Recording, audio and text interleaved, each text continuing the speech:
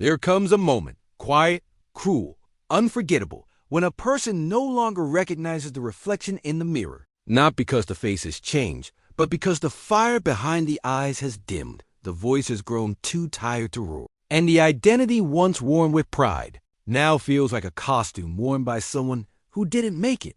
It's not that you're lost. It's that something inside of you has been waiting to die. And in that death, in that burial beneath the layers of should-haves, mischances, and silent compromises is the beginning of something far more powerful than who you've been. This is not your breakdown. This is your resurrection. But here's the truth they won't tell you. No one claps for reinvention. There's no applause in the dark. There's no audience when you rise alone. But rise, you will. Because you were never meant to stay where they buried you. You were meant to build from the ashes. Napoleon Hill wrote of this force, not as inspiration, but as law, that within every setback, every ruin, every invisible death, there is a seed, a key, a silent code. And if you found this message, it means the code inside you is waking up. Not everyone hears this call. Most ignore it. They choose comfort over calling, imitation over evolution. But not you. Something in you still remembers. Even if your outer world is in pieces, your deeper self is not destroyed. It's dormant, it's ancient, and it's ready. This is not about motivation. This is not a second wind. This is a return to original design, the version of you that was never afraid, never small, never conditioned to fit inside a world too fragile to hold your fire. Reinvention is not about becoming someone else. It's about returning to the force you were before the world told you who to be. And that force, quiet, divine, unstoppable, is not a fantasy. It's a decision. Today, we begin not by adding anything new, but by removing everything that's not real. The ashes remember who you were before the fall. Let's begin there. They'll tell you it's over. That if the relationship failed, if the dream crumbled, if the silence grew too heavy, then it must mean the story is finished. But there is a dangerous myth buried deep in modern minds, one more corrosive than failure itself, the belief that breakdown equals the end. This is the lie of finality, and it's a lie you must bury before it buries you. See, we've been trained to measure our lives in linear terms. Start, middle, end, win, lose, repeat. But the soul doesn't move in straight lines. It moves in cycles. And the deeper truth is this: nothing in you is final unless you decide it is. Failure is not the enemy. Exhaustion is not the signal to stop. Silence is not the absence of progress. They are pauses, pivots, portals. Napoleon Hill understood this, not in theory, but in blood. Before Think and Grow Rich made its mark, Hill faced a series of invisible deaths. Broke, rejected, unknown. He wrote, rewrote, and nearly gave up on his work for decades. But here's what he realized in the fire. Every adversity, every failure, every heartache carries with it the seed of an equal or greater benefit. Let that sentence burn itself into your mind, because it holds the key to resurrection. Think of the phoenix, the ancient symbol of transformation. It does not fear fire, because fire is the womb through which it rebirths itself. Hill's fire was obscurity. It was bankruptcy. It was the threat of insignificance in a world that rewards spectacle. But instead of letting it end him, he chose to see it differently. What if this is not the end, but the invitation to become something no one has seen before? What if the breakdown is not punishment, but permission? Permission to drop the masks. Permission to stop running. Permission to rebuild, not from what is expected, but from what is eternal. There is a sacred moment that happens in all great lives. It doesn't come during triumph. It doesn't come during clarity. It comes when the world stops making sense and something ancient in you whispers, "You're not done." Read that again. You're not done. That's the whisper that builds empires. That's the whisper that defies statistics, resumes, and timeline. Hill heard it when his manuscript was rejected for the 12th time. He heard it when people laughed at the idea that thoughts could create wealth. He could have believed them. He could have accepted the lie of finality. He could have died in the same mediocrity they did. But he didn't, because the resurrection of your life begins with a single, ruthless rejection of this myth, that your pain is permanent. It's not. It's a comma, not a period, a threshold, not a coffin, a recalibration, not a defeat. There's a subtle violence in giving up on yourself, Not the kind that screams, but the kind that silently agrees with circumstances. It's the violence of surrendering to, this is just how life is now. It's the death that happens while you're still breathing. But reinvention demands rebellion. It requires you to interrupt the story, to get off the loop of false endings, to look failure in the face and say, you don't get to decide my timeline. Every master of reinvention has stood where you stand now, in the ruins of a life that almost made sense. And the question they all had to answer was, am I willing to begin again without proof? That's where the resurrection begins. Not in applause, not in guarantees, but in sacred defiance. Because when you begin again, without certainty, without validation, without external permission, you become untouchable. And Hill knew this. That's why his real wealth wasn't in royalties or recognition. It was in the inner code he carved into himself. The code that says, I am not defined by the result. I am not broken. I am becoming. I do not need the world's permission to evolve. So pause. Ask yourself right now, not intellectually, but soul to soul. Have I mistaken a pause for a finish line? Have I misread the silence as rejection when it was really direction? You are not at the end. You're at the edge of a new path, a new voice, a new version of you that will not be born in comfort, but in fire. And the fire won't consume you, it will refine you. Because death is not the enemy of growth. It's the beginning of it. You don't reinvent your life by rearranging the furniture in a burning house. You burn the house down. And you do it yourself, not out of anger, but because you finally understand the identity that got you here cannot take you there. Reinvention doesn't begin with a vision board. It begins with a funeral, not for your life, but for the version of you that was built in survival, the performer, the pleaser, the person you had to become just to be accepted, just to feel safe, just to make it through. And now, that version is in the way. Napoleon Hill warned of this, though not always in these words. He called it hypnotic rhythm, the tendency to fall into patterns so deeply that we lose the ability to choose something new. You lose that choice, you lose yourself. You become a ghost of former decisions, a prisoner to outdated definitions, still breathing, but no longer becoming. That's why the fire comes. Because the fire doesn't care who you think you are. The fire doesn't negotiate with your comfort. The fire doesn't pause to ask what version of you wants to survive. The fire has one job, to erase everything false. And it will.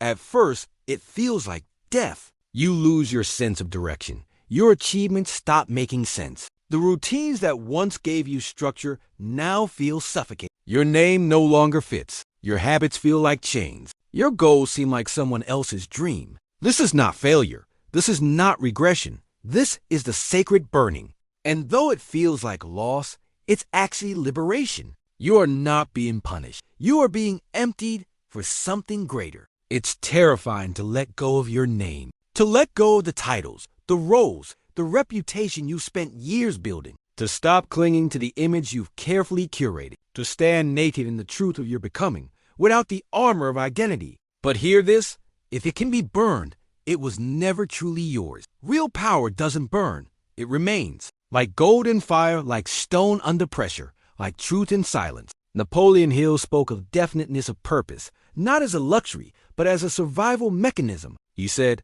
indecision crystallizes into doubt, and doubt becomes fear. The habit of drifting soon becomes permanent. Drifting doesn't always look like chaos. Sometimes it looks like success in the wrong direction. Sometimes it looks like applause for a role you no longer believe in. Sometimes it looks like a life that's working, but doesn't feel like you. And the only thing that can interrupt that drift, fire. Fire doesn't drift. It devours. It decides. It clears the space for something more honest. So the question is no longer, what do I want to achieve? The question is, what part of me must die so something sacred can survive? This is the ego death, not the loud kind, not the dramatic kind, but the kind where you wake up and realize, I don't believe in this version of me anymore. I don't trust the rules I was taught to follow. I'm not afraid of losing what was never truly mine. And in that realization, you become free. Free to start over without shame. Free to choose again. Free to become the kind of person who doesn't need the old name, the old proof, the old performance. This is why most never reinvent. Because ego death hurts. It humbles. It empties. And before it rebuilds you, it forgets your name. But you weren't your name. You weren't your following. You weren't your past successes, your trauma, your survival mask. You were always something deeper, and only the fire could remind you of that. Reinvention is not becoming someone else. It's removing everything that isn't you. The lies, the noise, the borrowed goals, the timelines that were never yours to chase. You strip them away, and what remains is not smaller. It's purer. What remains is power, and that power doesn't shout. It doesn't perform.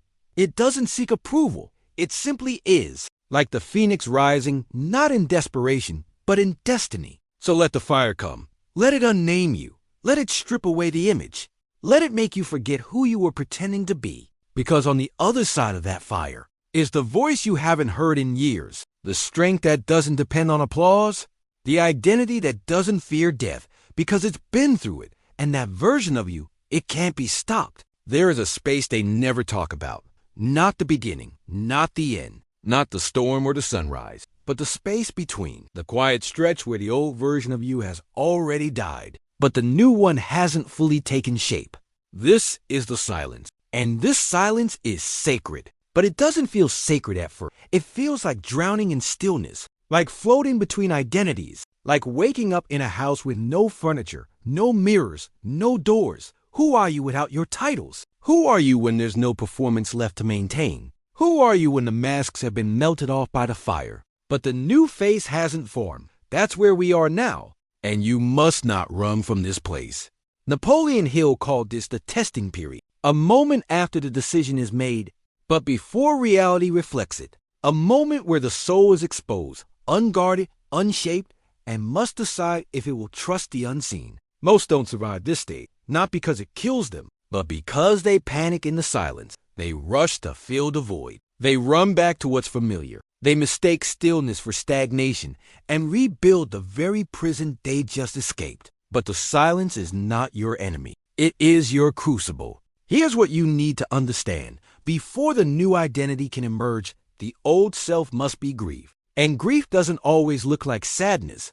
Sometimes it looks like numbness. Sometimes it looks like doubt. Sometimes it looks like standing in front of the mirror and not recognizing what stares back. This is not regression. This is not failure. This is sacred disorientation. You are between names, between faces, between lives. And it's in this very void, this hollow echo of self, that the next version of you gestates. Think of a seed. Before it breaks the surface, it must first rot in darkness. It must split. It must dissolve. Its outer casing must die, or the inner life can never rise. There's no shortcut through this process. No hack. No motivational speech can bypass it. No schedule can speed it up.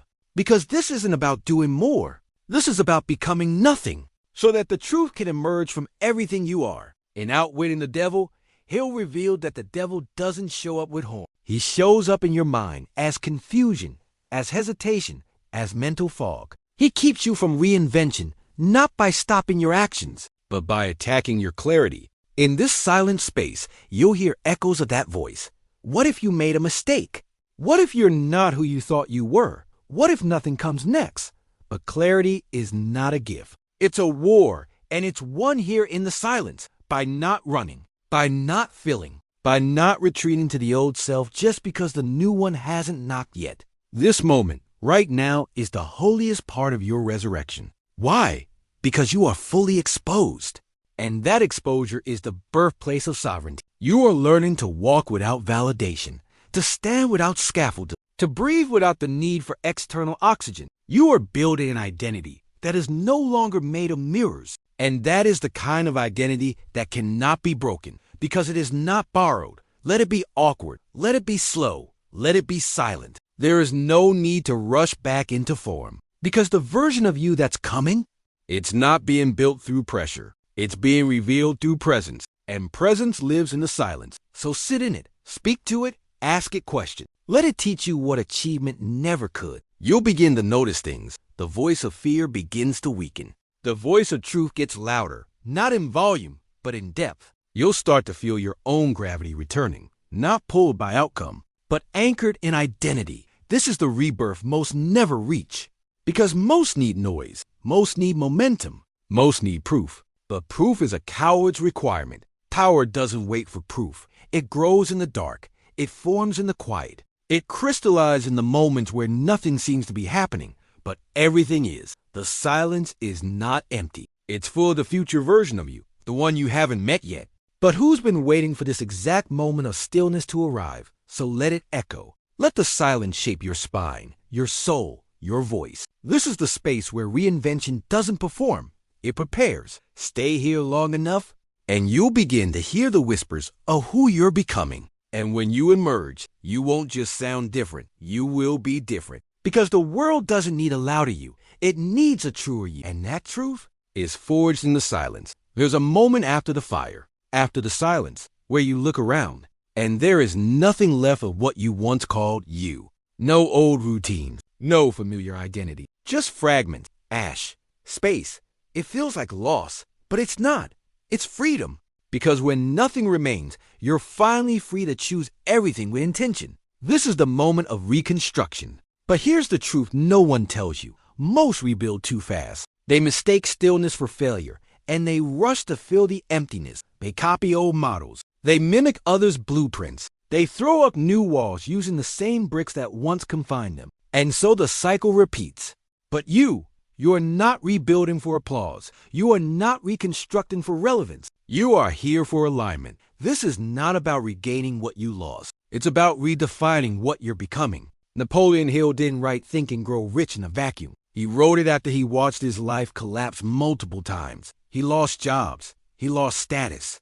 He lost connection. But he rebuilt not from emotion. He rebuilt from principle. He called it definiteness of purpose. A phrase that sounds simple until you realize how few people live by it. Definiteness of purpose means you build your life like a sculptor. Every stroke deliberate, every shape chosen, every excess carved away without sentiment. And that takes more courage than chasing success ever did. Because when you're building from ruins, you're not just dealing with logistics. You're dealing with ghosts. The ghosts of who you used to be. The ghosts of who they wanted you to be. The ghosts of the life that could have been if you just stayed small, stayed quiet, stayed the same. And every day you lay a new foundation, those ghosts will whisper, "Why bother? You had something good. Why'd you ruin it? Are you sure you're the one to build this?" But you don't answer ghosts with explanations. You answer them by building anyway. One disciplined act, one silent hour, one aligned decision at a time. You don't need to rebuild everything at once. You need to build what matters. And what matters is not the size of the structure, but the strength of the foundation. That foundation is made of principle, self-honesty, deliberate vision, emotional sovereignty, relentless inner clarity, and a code that cannot be bought or borrowed. Hill warned of this too. Of men who accumulate wealth only to lose themselves in the process. He spoke of riches of the soul, of success that doesn't erode your spirit. Because without that, your rebuilt life becomes just another beautiful prison. So ask yourself, what am I building and why? Is it for recognition? Is it to prove them wrong? Or is it because the truest version of me demands a home that fits? That's the question only the reborn can answer, and only in the ruins. Can you hear the answer clearly? There's a rhythm to sacred rebuilding. It's not fast. It's not loud. It's not performative. It's measured, precise, inward. The same way a sculptor removes stone to reveal the figure hidden beneath, you are removing anything that doesn't align with the next level of your becoming. And that means you must stay vigilant, because the temptation will return to overcommit, to prove, to impress. But now you know too much. You know that every yes that isn't rooted in truth is a future regret dressed as opportunity. And this time, you're building something that will not collapse under its own weight. You're building something true. So build slow, build quiet, but build real. Don't chase the structure, embody the foundation. Don't chase the outcome, live the principle. Don't seek the path, become the one who can walk any path. This is where greatness stops being theory. This is where reinvention becomes architecture, not of walls, but of will, not of legacy, but of alignment with eternity. Because you weren't meant to survive the ruins. You were meant to rise from them, wiser, stronger, unrecognizable. And when they ask how you did it, you won't point to a strategy. You'll point to a vow made in silence and kept in the ruins. You can lose a job. You can lose a title. You can lose money, followers, reputation, even relationships. But there is one thing no one can ever take from you: an identity built on truth, not borrowed truth, not curated identity, but truth that comes from who you are when no one is watching. When you've walked through fire, when you've buried the old self, when you've stood in silence and rebuilt from ruins, what remains is not a version of you, it's the origin of you. And that version cannot be moved because it no longer needs anything to stand. This is what Napoleon Hill meant when he wrote about internal mastery. He didn't just speak about wealth. He spoke about something much rarer: self-possession. The ability to hold yourself fully, without chasing, without proving, without collapsing into circumstance.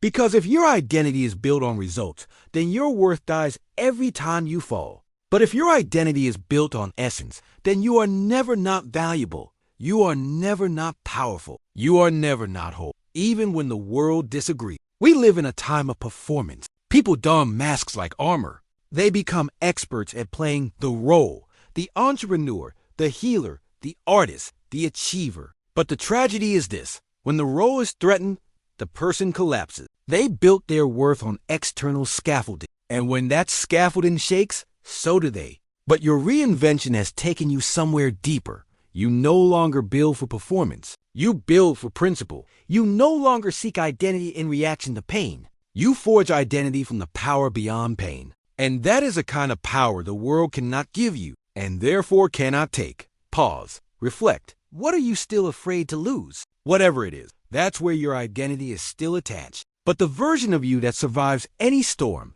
that navigates any betrayal, collapse, failure, or exile, is not the one who never loses. It's the one who has become unstealable. Hill knew this war well. He wrote of people who gained riches and lost themselves. He also wrote of those who, despite failure, lost. And obscurity rose again and again because their identity was not negotiable. He warned, until you master your own mind, you will always be mastered by something else. That something else might be approval, might be routine, might even be comfort. But when your mind becomes your servant instead of your captor, you stop reacting to the world and start creating it. This is the final threshold of reinvention: sovereignty, the ability to live, lead, and decide without needing permission from the world, from your past, or even from your fears. Now, ask yourself, what does that version of you look like? The sovereign self, the one who is not shaken by rejection, the one who no longer needs applause to feel alive, the one who wakes up anchored even when the ground moves. This identity does not respond. It radiates. It does not chase. It attracts. It does not justify. It knows. And the power of this knowing is quiet but permanent. Think of a tree. The visible part, the fruit, the branches, they come and go with season. But the strength is in the roots. And roots aren't built in sunlight. They're built in darkness, in stillness, underground, where no one claps, where no one sees, where no one validates. This is your inner architecture now. Not performative, not reactive, but rooted. You don't need to advertise it. You embody it. And embodiment cannot be faked. This is why you don't compete anymore. Because no one can compete with original identity. And yours? It was forged, not given. Not inherited, but earned in silence, in loss, in ruin, in fire. You are no longer someone who has an identity. You are the identity. Read that again. You are the identity. So what now? Now, you stop looking for confirmation. You stop asking if you're ready. You stop asking what the market wants, what the crowd expects, what the algorithm prefers. Because your power was never in how many followed you. It was always in how deeply you could follow yourself. Now, you walk differently, speak differently, choose differently. Not because you're trying to be different, but because you become someone so aligned with truth, that compromise tastes like poison. There's a kind of freedom most will never taste. Because it requires you to become unreachable by shallow things, unbribable, unshakable, untouchable, not in arrogance, but in essence. And when you reach this place, the world still tries to label you, but the old labels don't fit. The old rules don't stick. The old fears can't find you because you no longer exist at the level where they operate. You've risen, not to a pedestal, but to presence. And presence cannot be taken. It is earned. Live, protect it. It is your true name, returned to you after fire. This is who you've become. not the version that performed, the one that remains. No one will know the moment it happened. There won't be a spotlight. There won't be a standing ovation. No camera will catch it. No milestone will mark it, because resurrection is not loud. It is quiet. It's not in the launch. It's in the breath before it. It's not in the public win. It's in the private decision, the one you made when no one believed in you, not even you. It's in the way you carry yourself through ordinary days with extraordinary stillness. The world expects transformation to shout, but you've learned the real ones whisper. This new version of you doesn't need to prove it exists. It lives in how you say no. It lives in how you rise early, without fanfare. It lives in how you see yourself when no one else is looking. Not better, not above, just clear. Clarity isn't a look. It's a way of being. And being now is your native language. Napoleon Hill said, when defeat comes, accept it as a signal that your plans are not sound. Rebuild those plans and set sail once more toward your coveted goal. But what he left unsaid, what you now understand, is that some defeats weren't detours. They were initiations. Initiations into the version of you that does not just chase goals,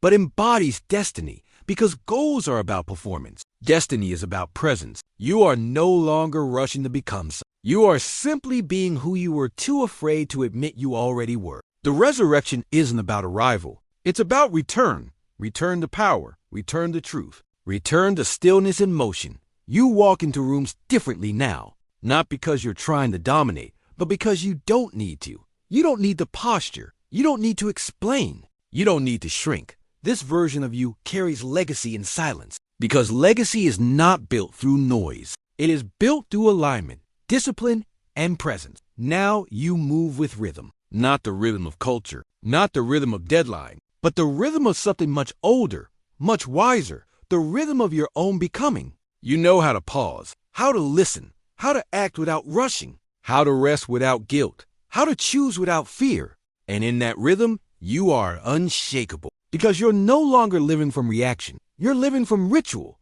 the ritual of becoming, the ritual of choosing your code each day, the ritual of standing in truth, even when no one's watching. There is nothing left to prove. There is only presence to protect, and presence now is your protection. Let the world run. Let the trends change. Let the noise rise and fall. You are not in competition with chaos anymore. You are becoming the kind of person who doesn't chase outcomes, because they carry the cause. And the cause? It's who you are now. Quiet, whole, unshaken. So don't look for applause. Look for alignment. Don't seek validation. Seek vibration. The frequency of your own truth. Live there. Build there. Love there. This is the real resurrection. Not the one they notice. The one you never forget.